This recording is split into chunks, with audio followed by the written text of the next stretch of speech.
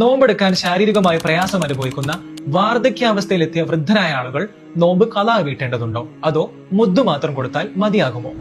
ഒരു മുദ്ദിന്റെ കണക്ക് എത്രയാണ്? ആർക്കൊക്കെയാണ് മുദ്ദ് നൽകേണ്ടത്? നമുക്ക് നോക്കാം. വളരെ പ്രയാസമുള്ള, നോമ്പെടുത്താൽ ഗുരുതരമായ ആരോഗ്യ പ്രശ്നങ്ങൾ ഉണ്ടാകുന്ന വൃദ്ധരായ ആളുകൾക്ക് നോമ്പെടുക്കൽ നിർബന്ധമില്ല. ഡോക്ടർമാരോ വൈദ്യന്മാരോ അയാൾ നോമ്പെടുക്കാൻ പാടില്ലെന്ന് സാക്ഷ്യപ്പെടുത്തിയാൽ ഓരോ നോമ്പിനും ഒരു മുദ്ദ് വീതം കൊടുക്കണം.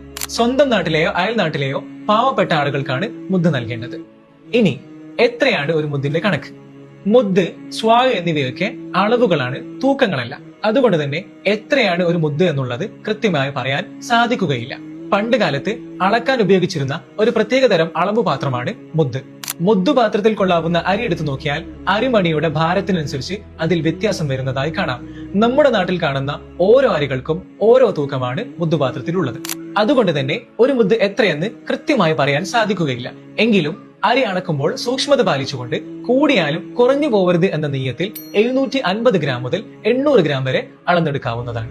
കൃത്യമായി മുദ്ദു കൊടുക്കാൻ താല്പര്യപ്പെടുന്നവരാണ് നിങ്ങളെങ്കിൽ നബി സല്ലല്ലാഹു അലൈഹി വസല്ലം തങ്ങളുടെ സനദോടുകൂടിയ മുദ്ദുപാത്രം ആവശ്യമുണ്ടെങ്കിൽ കമന്റ് ബോക്സിൽ മുദ്ദു നബി എന്ന് കമന്റ് ചെയ്യുക.